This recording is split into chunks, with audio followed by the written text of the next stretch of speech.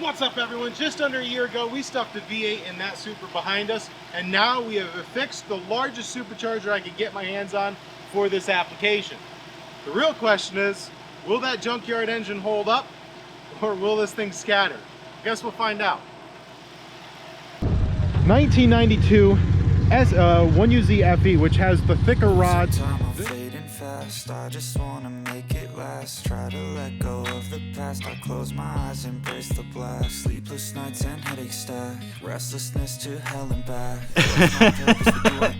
She's pretty much where she needs to be. We might be able to sneak her down a tiny bit, but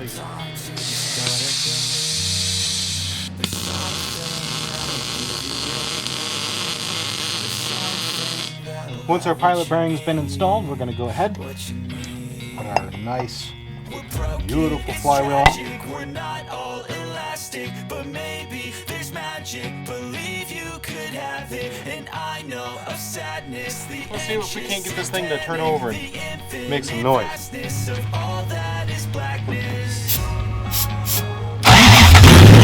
Hey, it's snowing. Why? I don't know. Maybe because I live in New York. Now that these things are cinched in, we're going to make sure that they're good and tight. And then carefully, I do mean carefully, fight this thing. Like so.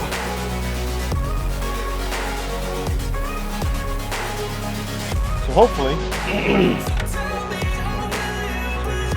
oil pressures, everything.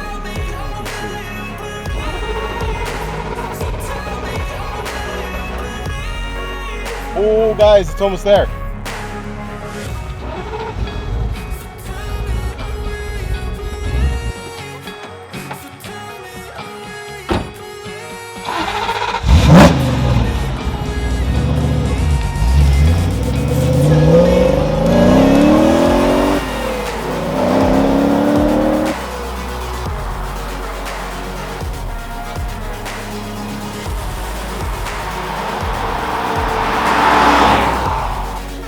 Well, guys, just real quick, we are pretty much set with the tune. I had to go ahead and change a few settings. We fuel trimmed a little bit more, and I realized last night in the live stream that we're actually pumping around 60 psi, and then when you get into it, it gets around to 50 psi of fuel pressure. So I've adjusted the fuel stops to that, so that it's, or the dead time to that, so the fuel should be trimmed a little bit better there. And we also activated the knock tuning, so it's going to use the camshaft position sensor, the crankshaft position sensor, and the knock sensor to get our timing to just about where it should be. And hopefully that means we're able to go and have a lot of fun today. If you guys are liking this content and you want to be able to support this channel, just hit the subscribe button down below, hit the thumbs up. It lets YouTube know that we have some pretty neat things going on, and I do very much appreciate it. Especially this car, has been completely self-funded, and if you're looking to be able to help these future projects, or even some of the ideas I have to continue with this car, we have merchandise over at Blacktop Yacht Club /LunarOutlaw's Garage. Link in the description down below. I'm able to do this stuff because of you guys, and I have no other way to say thank you other than you guys are absolutely awesome. And in the comment section down below, let me know what you think this thing's going to do at the drag strip. Do you think it's going to hold together? Do you think it's going to come apart? Do you think it's going to come apart today when we take it out for the first drive? Or do you think it's going to hold up and be totally badass? Alright guys, so I've been playing with a couple things through this morning, and we got a few things that I wanted to work out. One, just running it here, letting it idle, and getting a good idea of what our fuel pressure is staying consistently. So currently the fuel pressure is 60, but when you floor it, it drops down to 50. So I have the fuel pressure expected pressure to be 50. And we are running 95 blend with ethanol, 10% ethanol. So that's in there now. I also have the knock sensors rocking and rolling, and we can watch the long-term trim on it and see if this thing can't learn a few things. So let's go ahead, let's take this thing out for its first maiden voyage. I like to have the computer open, but I accidentally closed it there. There we go. Oil pressure is, well, it's the engine's surging right now, so I want to get some data. Let's go ahead and set this thing up for logging. All right, go to logging. Start logging to PC.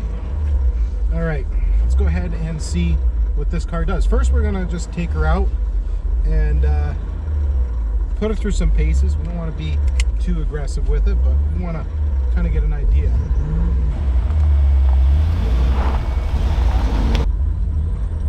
Now, I have kind of just really, I'm really excited about this.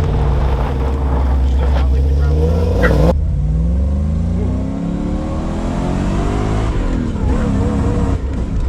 Well, she's hitting 4,000 RPMs. If you put the throttle all the way in, she immediately 4,000 RPMs there. So as soon as, if you don't go all the way in the throttle,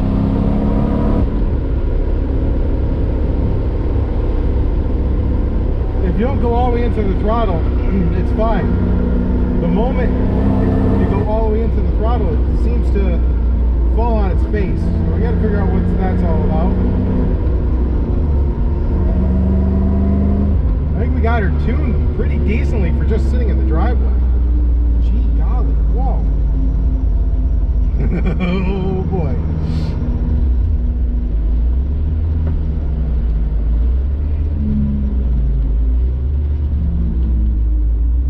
Stop sign.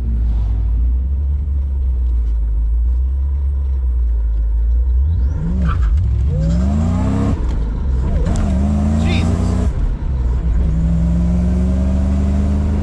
Yeah, a little bit more throttle control there.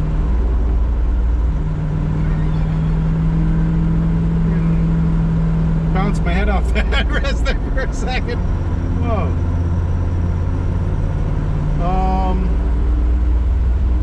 It's saying, so we're not having any knock. So right now it will both advance and retard the timing a little bit based on if it's hearing any knock. So let's go ahead, put it back into second gear.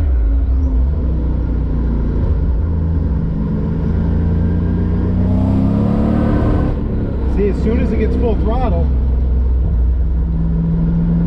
I don't know if shouldn't be slipping on the clutch. This is a stage 2 clutch and it's an aluminum flywheel, so it should jive fairly well. And I don't smell clutch slippage.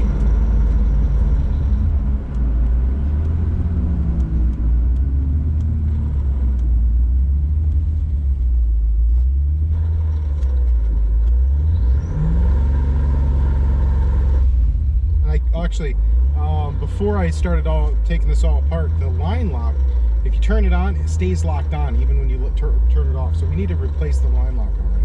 Very disappointed in that. So we're going to do the heel toe here.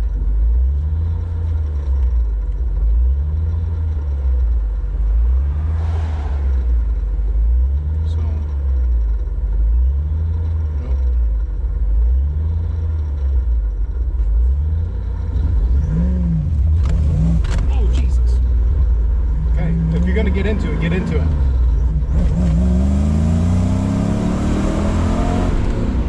No indecisiveness on this. Wow! No turbo lag. This thing just immediately turns on.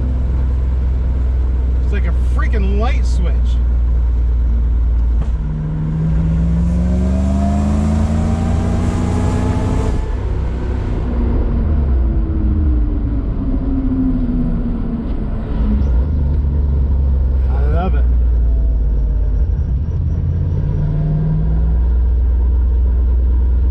So the biggest thing I'm worried about at this point is right now we still don't have the intercooler hooked up, so we're running about 80 to 100 degrees hotter air into the to the actual throttle, or through the throttle into the combustion chambers.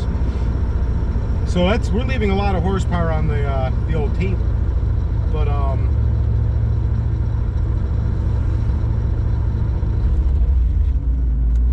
let's lean into it a little bit, you know? Let's not like do anything inappropriate, but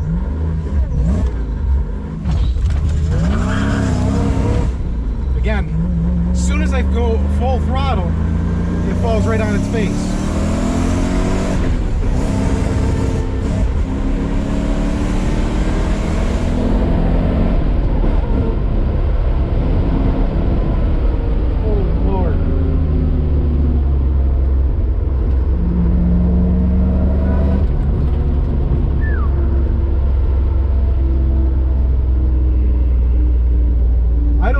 This thing is, because of course we don't have a speedometer on this thing right now, but let's say we're definitely approaching the warp factor.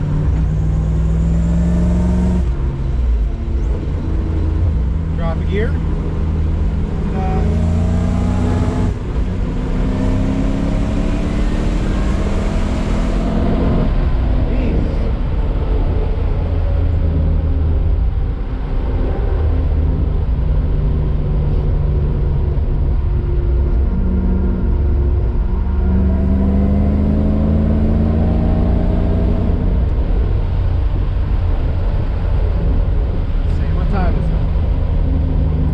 Go to a hardware store. I'm going to do a trick that I learned on the Great Race. We're going to shim the hood. That's an old hot rod trick, but I want to see if we can't get some of the ambient temperature out of the engine bay. So we'll be right back.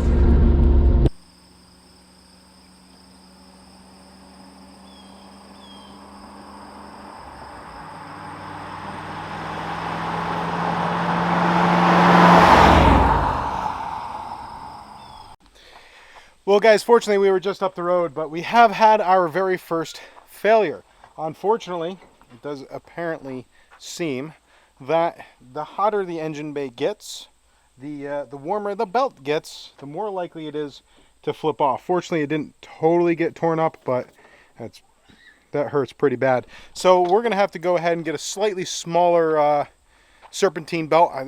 I'm in an area where serpentine belts don't really exist, so hopefully we can find something.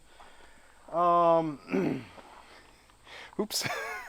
One downside of superchargers is belt slippage, and that one did just pop right off. And fortunately the water pump and everything like that, that's all based off or running off of the timing belt, so you don't have to worry about that not getting it. But the alternator immediately died, and a few other things. So fortunately, I can still drive it around, but I'm not saying I was about to do a burnout when it did that. So a heavy load, hypothetically, a heavy load with that fan belt, which I can't remember what length it is, decided to hop right off. So we need to get a different one.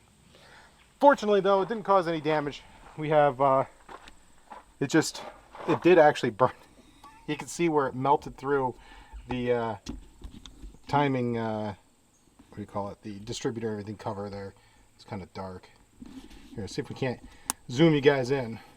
Right there. So you can see where it melted through that. Other than that, everything else seems okay. Fortunately, it ran along that and not against our water tube. So when we go to the 60 millimeter, we're going to put an AN fitting right here and have that come up and over and then into here. So that will be resolved. Yum. Yeah, so on that, things happen. We're experimenting here. The engine loves it though. Everything's happy. This thing is just willing to rock and roll. We just need to figure out why I have to hold it about 75% throttle instead of 100% throttle. And maybe potentially that's because the belt is slipping and the air is not. I don't know. We need to figure that out though. First, we need to get a different serpentine belt. Get rid of that. This one right here. So I can still drive it around. I just no really hardcore pushes on it. No burnouts. So that's all I have for you guys today. We were able to kind of beat on it a little bit today and not break it. So it's a lot faster than what it was, and it's a whole lot faster than what it came from. So, 17.1 or something like that. Before the supercharger, it was a 14. And this thing right now is, I'll tell you, holy cow fast. So, got to get it to the track though and see what it can do with apparently a conservative push against it. See if we can't find another belt. Until next time, guys, remember, keep your shiny side up. And as always, God bless.